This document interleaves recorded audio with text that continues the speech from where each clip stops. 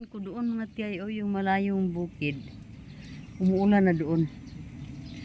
So expected na natin na babagsak yan dito, pero hindi naman masyado malakas mga tiyay. Ano ba itong baka umuulan na,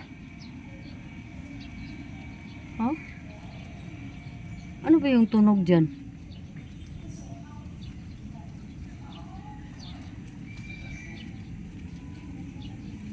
Umulan ba? Ay, baka umulan na. Or ano lang, nag-iiko lang yung ay, mayroong doon, nagsunog, nagdaob mga tiyay ba sa katubahan.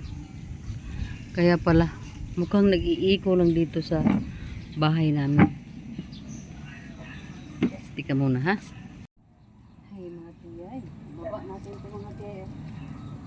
Ibaba ko to para napon. Ano natin itong si Tanglong.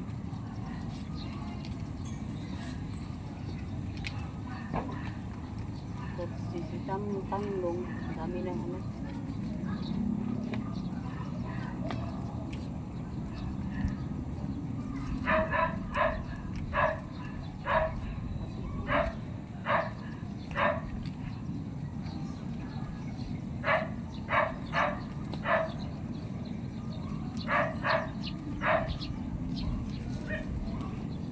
hello matiyay. Dahil nilalamig ako, ayun, naka-jacket. At dito tayo mga tiyay sa terrace. Tinitingnan ko yung ano ba doon, yung nagsunog ng mga tubo, yung mga tinapasan ng tubo ba.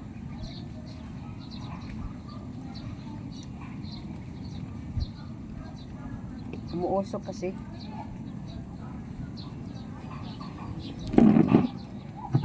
Magandang hapon sa lahat ng mga kaibigan ko. Ay nako, bukas na naman mga tiyay, may kabisihan tayo bukas. Mayroon tayong gagawin bukas mga tiyay na kailangan ko nang maipadala sa Maynila as soon as possible. Malaman yun yan mga tiyay pagdating ng panahon. Hindi naman na ako magsabi, no? Wala pa akong sinabi. Basta darating ang panahon na magsabi ako, magsalita ako tungkol sa mga inumpisa naming ginagawa ngayon, yung mga pinaprocess namin. So mga tiyay, maganda naman tingnan ang mga tiyay, ang paligiran namin kasi nakakatanggal stress tong mga birding kulay ng mga punong kahoy, mga puno ng prutas, mga halaman o mga kung ano-ano pa na diyan sa paligid natin. At ngayon dahil mayroon pang liwanag, mapagmasdan pa natin yung mga hugis ng mga gawa ng Diyos, yung mga hugis ng mga yung mga bukid, pati na yung mga clouds natin mga tiyay, may mga hugis, may mga kulay, at yung mga punong kahoy ang gaganda. Walang hangin mga tiyay, wala, hindi kumibo yung mga puno ng mga kahoy. Walang kibo. Uy, nako, si ibon. Ang lapit lang sa ko, sa tenga ko mga tiyay. So, mintas tanto na nag-antay tayo mga tiyay na maluto na yung pinagawa kong soap. Yung soap mga tiyay nagawa sa malunggay mga tiyay. At saka lagyan ng spring onions at lagyan ng yung pakas na tuyo, ito mga tiyay, na pangalan ng pakas na yan, yung masarap na pakas mga tiyay, pinaano ko muna siya, pinaprito ko yung pakas, pagkatapos yan, lagyan ng malunggay. Yun lang. Good morning sunshine. Ay, naku, hindi matitigan si araw. Sobrang ano na kasi ni araw. Sobrang ano na ba? Galit na. Gusto na ni araw na magpasikat na. Ano na ng kanyang mag-spread out na ng kanyang liwanag at init. Naawa na siguro sa mga mga halaman. Kaya medyo masaya na rin ako dahil itong aking tanglong, dami niya niyang bulaklak. Punong-puno na sa tanglong ng mga bulaklak. Punong-puno na. Maliban itong iba, wala pa. Hindi pa sila namumulaklak. Pero itong iba nag-umpisan, ha. Yan o si popcorn.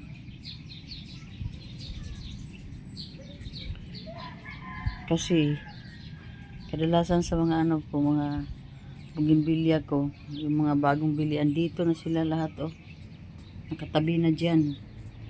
Ang dahilan dahil si ulan, ilang araw na umarangkada. Kaya ito ngayon medyo na, wow, wala na talagang ang kalawakan. Very clear. Pero dito banda meron doon sa kabukiran, doon banda sa bukid. Yun lang nga sa araw hindi ko matitigan. Okay mga tiyay, ito si tiyaying bagong hilamos lang yan mga tiyay. Hindi pa ako nakapag-apply ng something sa mukha dahil ang akala ko si init ay hindi, si araw ay hindi pa lumabas. Pero dahil na si araw, medyo galit na. Tayo kailangan tayo mag apply ng sunblock, of course. Hindi pwedeng wala mga tiyay. Kasi takot tayo na babalik sa dati yung ating mukhang hindi naman tayo pero dapat lang may kunting sa mukha natin. Ito ang muna ang i-apply ko, si Aqua muna, kasi sobrang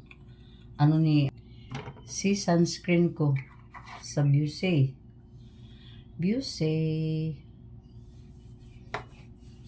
Tapos ako mag-sunscreen ng isa, takpan ko ni Busey. Kasi maganda ito si Busey mga tiyay. Ang texture niya ba? Maganda siya kasi parang nakapag ka na. Parang may ka na ba? May foundation ka na. Yun ang nakakaganda ni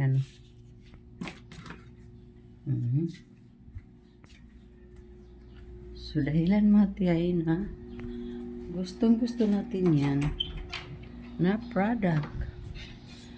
Baba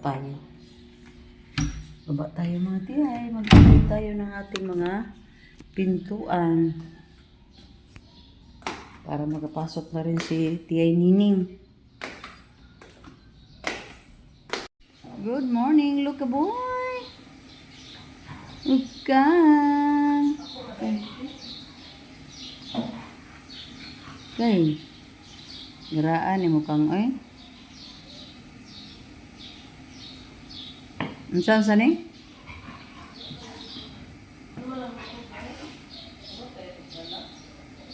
Angon sa man? Ambot, kana na lang. Garaa bagid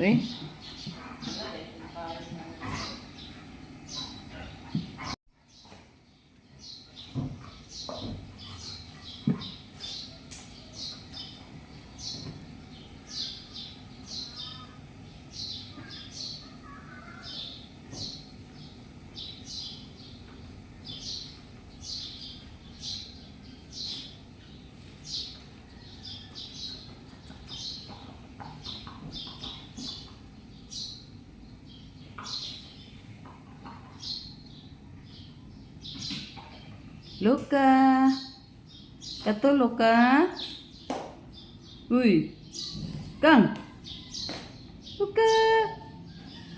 Napasiguro yung katulay kay. Parang may bitaw nga kuan mo na kusog kayo mo tapot. Luka boy. Box Sky. Pinakawala na namin si Sky kasi kawawa na. Mag-iisang linggo nang nakakulong sa ano niya. Pero ang ginawa namin, oh, tinali namin si Luka para hindi masyado mabugbog si Sky. Kaso nga lang si Sky, aatake din kay Luka. You know. Pwede naman siya pumunta sa ano, doon sa magdistansya kay ano ba kay Luka para di siya mabugbog. Pero ito nga kasi si Sky, gusto rin naman palang makipaglaro kahit di naman niya kaya ang bigat ni ano. Malapit na pong matapos yung mga gamot ni Sky. Kasi ginamot na dinala namin sa doktor itong si Sky dahil namamayat siya. Bugbog sarado ata ni Luka boy. Pero tingnan mo kung anong ginawa ng dalawa, oh. Ito kasing si Sky, hindi mag-surrender ba? Dapat sana aalis siya, palayo siya kay ano ba, kay Luka, para di siya mabugbog. Kasi si ano eh.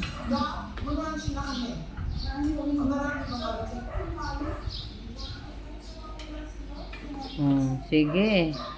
Yun man ang gusto mo, Sky. Ito, sobrang laki na ni Luka, oh. Nagbalik na ang katawan ni Luka sa dati. Lumalaki na talaga itong si Luka. Kasi na-healed na yung ano niya. Yung after nung vaccination ni Sky, hindi namin alam. Hindi pwede sila ipalapit. Kaso wala akong kaalam-alam. Kaya yun, si Luka nagkasakit after sa vaccination ni Sky. Ito ngayon.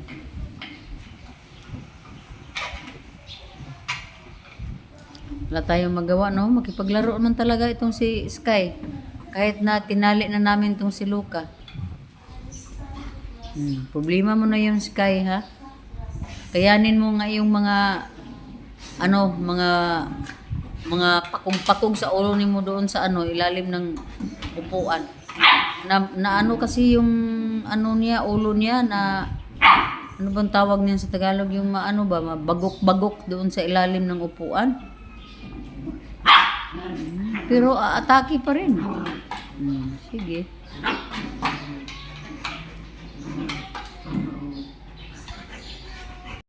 Mauna na di aron. Bunog na pugkaan ni Ron.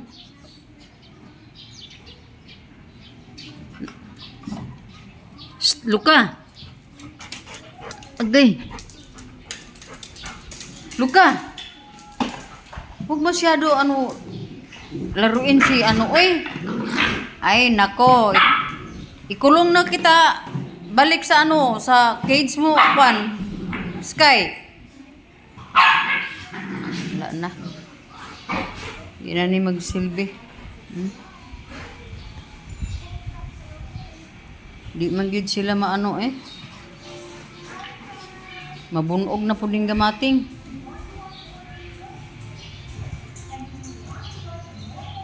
So, bisan pag mutago pa siya sa ilalim sa bangko. Pakong-pakog man gud ang ulo god. Kaning dako kayo nga kuan ay. Iya man ang bantayan ni Luka na gawas din gamating. Tanaw na. Mau lagi na siya dayon.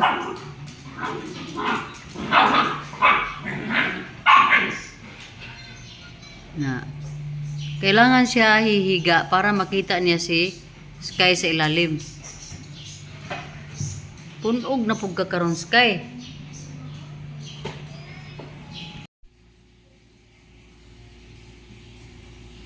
Kasiksi ba eh?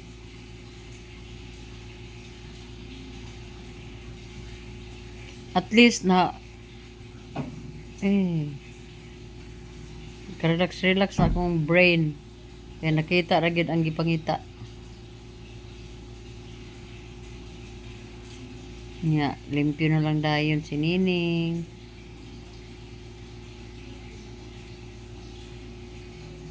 Nga bre mi diri og mga kuan mga tiyay amo gipasulod ang init sa adlaw. Murag pila na ni ka kuan na walay fresh air. Higda-higda ko kay mura ko gikapoy sa grabing halungkat kaganiha pangita sa mga katong gipangita nako. Kani wala pa na kuan niya arrange. Tura nang kuan niya kay di pa ko kanaog diri sa kama kay kuan nag map sinining basa.